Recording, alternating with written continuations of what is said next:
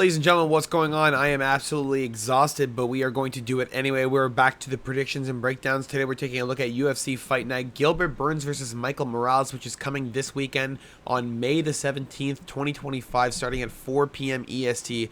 A little bit earlier of a card. I like it. We're going to start with the early prelims, ending with the main event.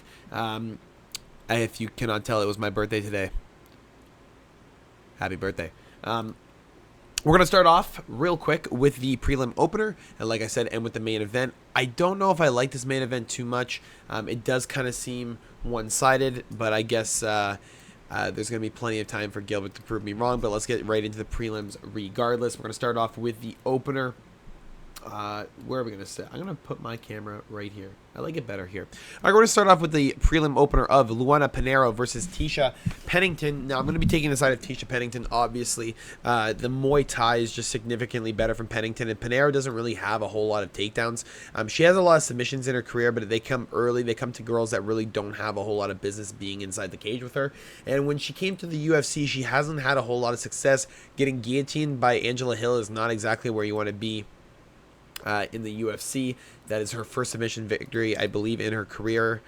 Yeah, it is. That's kind of sad. She also went to a split decision with Michelle Waterson-Gomez 2 years ago, which is not a good look whatsoever. Tisha Pennington, the wife of former UFC champion Raquel Pennington, very, very good. She's very nasty. She has a lot of mix-up capabilities. Her Muay Thai is really, really good. Outstriking Tabitha Ricci in the first round, beating the shit out of Carla Esparza, shutting her down, Angela Hill. These are a lot of good wins on her record, and they kind of show that she doesn't really piss around in there. She's, consistently gotten better ever since her wife became champ. She's been training with better people. A lot of people flown in and out of that gym at pound for pound. And, at least right now, she seems like she's in a lot better position than Pinheiro to run at the title. She seems like she's ready, and strawweight's a little bit dull, so why not let Tisha run at it? I got Tisha Pennington all day. Now, next on the prelim, Hyung Sung Park versus Carlos Hernandez. I was on the side of Hyung Sung Park in his last fight against Shannon Ross and against Seung Guk Choi, where he got that finish inside the third round with the rear naked choke. Inside this fight, I think I'm going to give the advantage to Carlos Hernandez, and I'm going to be picking him. The reason being, the grappling in jiu-jitsu of Carlos Hernandez is a significant problem to deal with, and when it comes down to it, his striking has gotten better to the point he can use his grappling and initiate exchanges without having to, shoot from deep or, really telegraph the shots, or, force a guy up to the cage, or do the stuff that, Ryan Hall and those other guys that formerly just do jiu-jitsu, period. He's not one of those guys. He does mix it up. He took on Nyam Yargel Tudum-Barrel, who is a significant power puncher. He has a lot of power. Was undefeated coming from that road to UFC stint. He just got a little bit fraud checked with Carlos. Didn't have a gas tank, and Hyung Sung Park here I think does have a gas tank, but he's been getting clipped with by guys like Guk Choi. And when you get clipped by a right hand, you fall down, and you have Choi kind of controlling you quite well, and you're forcing a butterfly guard. Carlos Hernandez is going to abuse the shit out of you if you're doing that, and if you're not super good at it, and Carlos Hernandez ends up grabbing your back when you're trying to get up on that hip, and you're trying to post up with that knee, if he gets your back and he gets you back onto the mat with a body triangle, you're not doing anything. Carlos Hernandez is going to submit you, and that's why I'm taking Carlos Hernandez to win by submission in round 2 or 3. Let's get it done, Hernandez. I think he got it clear as day. Park probably going to get fraud checked here. You're dealing with a guy who is coming from road to UFC, hasn't really had a really tough testament yet, and this is the toughest testament of his career. I'd like to see how he does it. I don't think he's going to pass, but Carlos Hernandez is not exactly a guy who's flying with colors, but I think he is a little bit better than Hyung Sung Park. Now, next on the prelims, Denise Gomes versus Elise Reed. This is not even a questionable affair. Denise Gomes, or Gomez, or whatever, is probably going to knock out Elise Reed, realistically. She's been knocking out a lot of women. What's this name? Carolina, Kowalskiewicz, whatever the fuck her name is. She realistically should have got knocked out too. She was getting beat up really bad. Eduardo Moura, split decision loss against Denise, which is really, really good for Denise, because Denise was fucking her up pretty good. Yasmin Yargui, undefeated, gets knocked out. You know, that's a huge win for her. Bruna Brazil, knockout second round. Now, she has huge power in her hands. Elise Reed recently beat up Jessica Penne. Jessica Penne, 42 years of age. That is nothing to be proud of when you're trying to make a statement. Like, she was talking a lot of shit at the end. Like, you know, guys, I worked really hard for this. You beat up a 42-year-old woman. You didn't really do that well. You had a split decision against Corey McKenna. You lost to Sam Hughes, for, you know, by back position. I'm going to go Denise Gomes by finish. It doesn't seem that Elise Reed ever goes to a decision, really, and loses. It seems that she just kind of gives up when she's fighting someone better than her. And I think in this position, Gomes is going to just beat the hell out of her and beat her into submission. Let's go Denise Gomes to win via knockout. Now, next on the prelims, Luana Santos versus Tainara Lisboa. I've been thinking about this one quite a bit. My first initial thought is just Luana Santos, right? She's just so good with the jiu-jitsu. She's really good at the striking, the stand-up capabilities of her, the submission victory over Maria Agapova. But Agapova, you know, on a 4-loss stint previous to that. It bothers me. It bothers me because it doesn't really mean anything. And Lisboa's fighting girls like Jessica Rose Clark, you know, good Muay Thai. She's got nasty Muay Thai. She's difficult to deal with on those feet. Figures her out, gets her to the ground, chokes her out. Ravena Oliveira, you know, dangerous power puncher. But then you're dealing with now a completely opposite fighter in Luana Santos, who's just going to mix up the striking in order to take you down, or just deal with the clinch work and just try and get you in a position where you're not going to be able to do anything. I'm just going to go with the side of Luana Santos, I think. I want to pick the side of Tainara Lisboa. I really was thinking of switching to her as an underdog pick. I might, by the time it comes down to it, for the best bets. But, you know, Lisboa being 9 years older, can you really pick her? Like, realistically, the gas tank of Santos is going to be significant. The grappling exchanges are all over. That's just pure Luana Santos, essentially. Tainara Lisboa is going to be looking for those, you know, boxing exchanges, but Luana Santos is going to be so much faster. Like, it just seems like she is in exchanges. I'm going to go with Luana Santos. It's just a little bit too tough. Now, next on the prelims, Connor Matthews versus Yader Del Valle. Now, this is the dude from Cuba who they were expecting to get a big knockout over Antonio Montero, or at least a finish. We have to pick the side of Yader, but don't be surprised if this is a situation where UFC experience overcomes a newcomer. But it's just like Connor Matthews is so bad. Losing to Dennis Bajukka is not where you want to be inside your UFC career. So just purely off of that, Yader is going to probably finish him. I'm going to go with Yader Del Valle to win. I'm not sure by knockout, but I'm quite sure that Connor Matthews is not UFC material. I'm quite sure he's on his way out. And the Cuban problem did make quite a statement inside of his UFC, I guess his previous to UFC stint in Contender Series. He looked pretty good against Antonio Montero. I'm not going to lie. He did look quite well. I'm pretty sure that was the one with Pat Pitlick, no? No, that was the Nick Klein one where he submitted him in the first round. It was just like, John Jones is the best fucking fighter in the UFC. Yeah, fuck Nick Klein. Didn't he get knocked out immediately after that? Yeah, Mansour Abdul Malik. Yeah, I do remember that. Anyway, yeah, we're going to go with Yader Del Valle. There's not a whole lot to talk about. There's not a whole lot we know about Yader anyway. He's just kind of a guy who can mix it up. Got powerful hands. Cuban, big for the 145 for sure.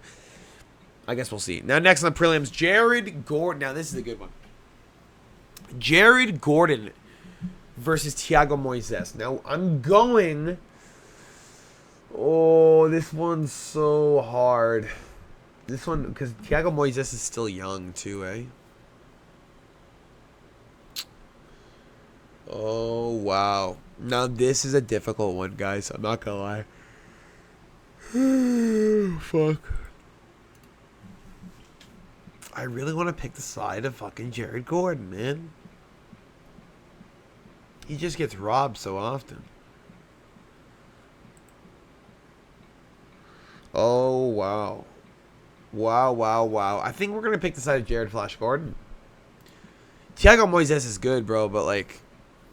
the takedown defense of Jared Gordon is so significant, dude. And his boxing's so crisp. I feel like he might just fuck Moises up. Like, Beneil Dariush did it. Ludovic Klein did it. Oh, Jesus Christ. We're going to pick Jared Flash Gordon. I think he's a little bit slicker. Thiago Moises is good. He's really good, actually. Like, the way he manhandled Trey Ogden, the way he was able to just beat the shit out of Mitch Ramirez and make him give up. Those leg kicks were nasty, too. Like, it's just not something you want to deal with. And I think Jared Gordon's going to be able to deal with it a little bit better. He has a really good movement, stays off the center line, moves really well with his legs, doesn't leave himself in a position to get kicked. You know, clinch work, mixes it up, punches against the cage, you know. He's just so fast, dude. And Thiago Moises is a little bit slower, a little bit more precise. Tries to figure it out while it goes on. Jared Gordon already has it. Now I'm clinching you. Now I'm running away. Now I'm fucking kicking you. Now I'm trying to take you down. Moises just seems a little bit slower. I think I'm going to go Jared Flash Gordon. I mean, he just seems like he's just all over the place. He seems like he's in a good position here to make a little bit of a run. He does seem like he has a little bit of a fucked up record. Nasrat Hakparas, I thought he won that fight. Paddy Pimblett, I thought he won that fight. King Green gets knocked out via fucking head clash. Like, just unfortunate shit. I think he's going to be able to run over Moises here. Start making a little bit of a run at the top 15 for lightweight. Now, granted, Moises is really good, but I think Jared Gordon might be able to figure him out. I think the takedown defense is going to take into a big consideration here, especially because Moises might be able to start getting gassed inside that second and third round when he starts figuring out that Jared's not going to be able to. He's not going to give up the position. Jared never gives a position. He will always work to improve, and that's what I like about Jared. This is coming off because it's starting to scratch my neck, and I'm losing my mind here, and my hair looks goofy as shit. Let's fix that. There we go. Next on the prelims, we have the featured prelim of the evening. Now, Mateus Camilo versus Gabe Gifted Green. We're going Gabe Green all fucking day. Plus 150. Underdog is absolutely pathetic. Mateus Camilo is a guy who is now inside of the UFC after defeating Dorab Sok Nabotov, whatever the fuck his name is. That's the dude who went to the UFC presser or whatever and was like, Dana, give me fight, Dana. I want to fight. I fight for you, please. Please give me a chance, Dana. I do a lot for you, man. I do a lot. And then he fucking loses as this Japanese or Korean or the Korean Zombie organization. And then now he's getting mopped up to Gabe Green. I'm not sure why they're giving him Gabe Green after beating fucking Nabotov. Like, he's just some dude from the crowd that wanted, you know, a fucking chance. Okay, it's kind of weird. Gabe Green, really good, dude. Beats up Phil Rowe, knocks out Johan Lanis for his first loss inside of the UFC after coming from a contender series. Ian Machado Gary doesn't get knocked out, does really well. Brian Battle does get a little bit reckless, gets knocked out, and then takes a year off, which is very proper, and takes the time off to recover from the knockout and to come back stronger than ever. He does have a win over Chris Padilla. He does have a win over, you know, some decent guys. He did get knocked out by Jalen Durner quite quick, but Mateus Camilo is a guy. He does have a nice overhand right. I'm not going to lie. He does have a very, very stiff overhand right. Guys walk into it all the time. I think Gabe Green's going to be able to get it done, though. I think an underdog tag on a guy who's been inside the UFC longer and had a little bit more experience is a little bit disrespectful. And I think Gabe Green's going to show him why he's really gifted. And I think he's going to beat the shit out of Camilo, possibly knock him out. I think Gabe Green gets it done all day via finish. I 100%. This fight's not going distance. We're going to see a finish either way. Under 1.5 rounds, probably where you're sitting. Let's see who gets it done. Move on to the main card now, the 5-fight main card. If you guys did enjoy this so far, make sure to drop a like and subscribe if you have not already. Juliana Rosa versus Maquizziel Milky Costa opening it up. We're going Maquizziel Costa again. Juicy J is a little bit slower now. He's 35 years of age. He did knock out Darren Elkins. Whoop-de-fucking-do. He did submit Christian Rodriguez. Kind of just got caught in a guillotine. Ricardo Hamas on his way out of the UFC anyway. Fernando Padilla knocks him out. Alex Caceres knocks him out, which is not a good look. Hakeem Dawodu win. Steven Peterson win. Charles Jourdain choke. Okay, not bad.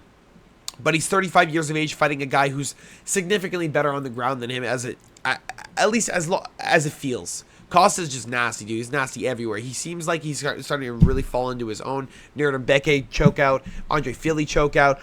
Christian Rodriguez long decision win where he just controlled Rodriguez the whole time, didn't allow Rodriguez to get anything started. And Costa just is improving at such a rapid rate that you can't write this kid off. Juicy J is good, but Maquizziel Costa is a little bit better. I think he's just a little bit faster. I think Juicy J seems to be slowing down quite a bit. It does. Like, he's fighting Darren Elkins, bro. Why are they giving him these fucking dog shit fights? McQuilsey Costa is an absolute banger of a fight for him to have. Minus 220 is a proper tag for Costa. I like McQuilsey Costa all day. I want to see Milky make a run at the featherweight title, dude. He has all of the aspirations to be a champion.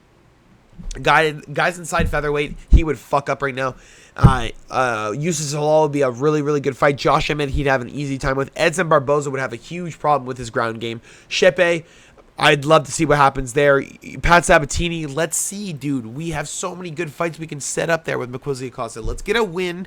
Let's get out of this fucking area of Julian Erosa and these bums, and let's start making a better picture for you with this fucking, like, history, bro. Like Thiago Moises chokeout. Get that out of here, bro. We're gonna move so far past that. No one even thinks about that, okay? I want to see Costa get some good wins, man. Rosa is not the win you want to get. He should get this easy. This should be an easy win for Rosa by finish. Easy. Now, next on the main card, Nurulstin Ruzaboy versus Dustin Stoltzfus. If you pick Stoltzfus, you're dog shit. You don't know what you're doing. Ruzaboy should be able to knock him out. Dustin Stoltzfus is one of the most pathetic guys I've ever seen fight inside the UFC, which makes Marc-Andre Barrial one of the worst guys I've ever seen, because I can't believe he got fucking knocked out to him. A grappler, nonetheless.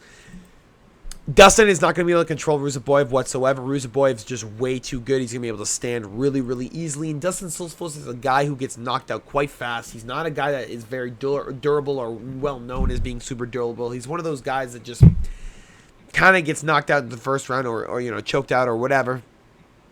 I like Ruzaboyev here. I think he's just going to blitz down Stoltzfus. I think this is just a mop-up win. I think this is just a layup. And I think Dustin is going to start making a little knock at the UFC death door, because I'm not sure what else they're going to give him. I'm not sure what else you can get, bro. There's not a whole lot of bums left at middleweight. Like, realistically, there's not. There's a whole lot of competition coming up. You're not going to be a can crusher for long. You're going to need to start improving at some rate. I don't think Dustin Stoltzfus gets this done. There's just no way. He's going to get finished. Ruzaboyev's so crisp, dude. That boxing. Adam Marquez mixed martial arts, too. He's got so many guys that he fucking trains with that are just absolute killers. Joe Pfeiffer, you know, James Lyons. Where's the other guy? There was another dude. Mike Campbell's a good trainer, too. There was another guy in here. I guess he moved. I can't think of the name right now. Dean Thomas is also in there, too. But, yeah, Ruzaboyev all day.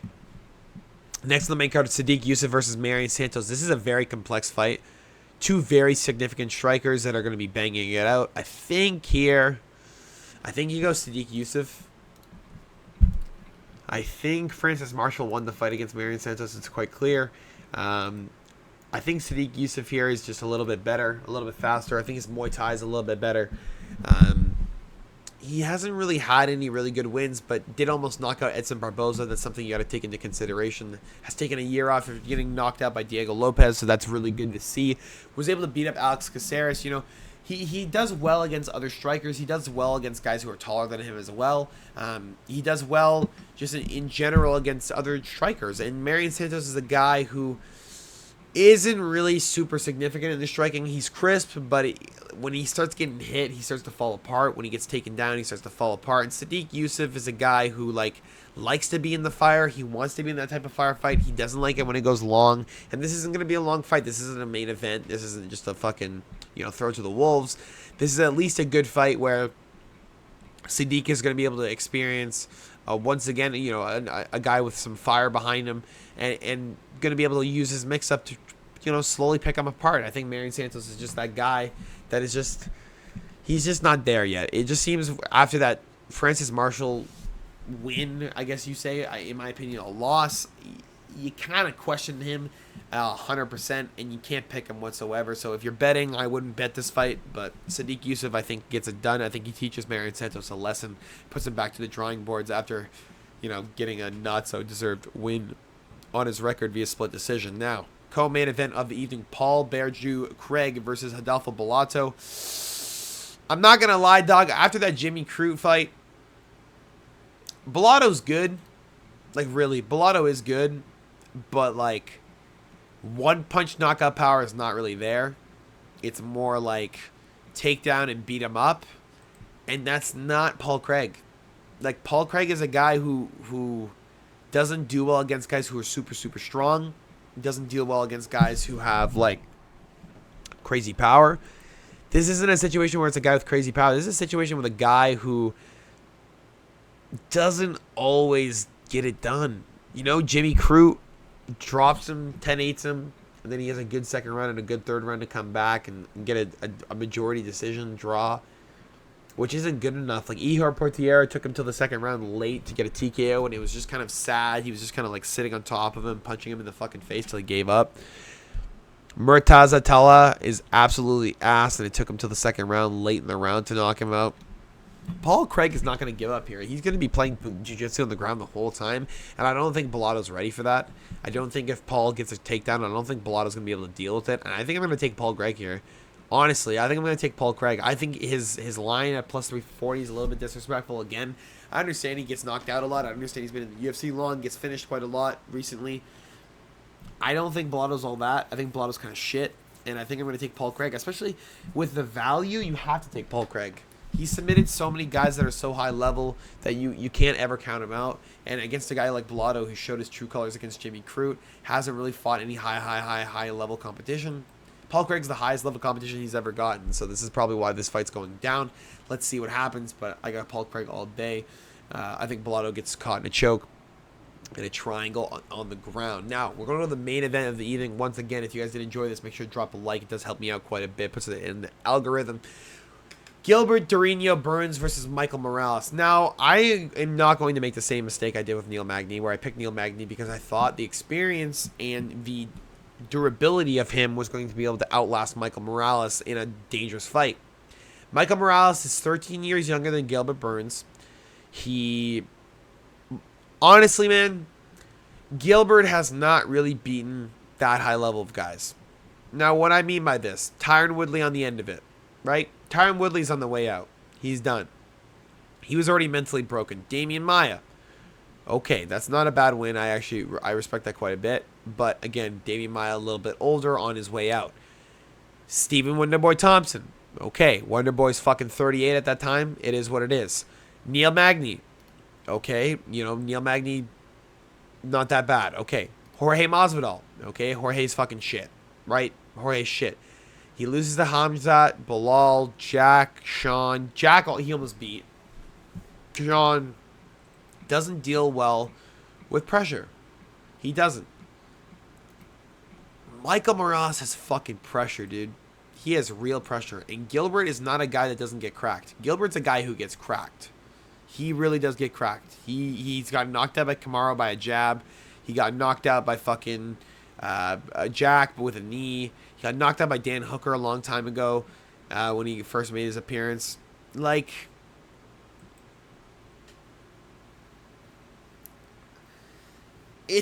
I can't pick Gilbert. You can sprinkle on him. You want to put $5 on him, you can pick him. You can't pick Gilbert, guys. You can't. And the reason for that is just Michael's just too good. He's so crisp. Like, he's calm. He wants it so fucking bad. He's fighting out of Tijuana, Mexico, bro. He's from Ecuador. This guy's got fucking just Aztec demons in him.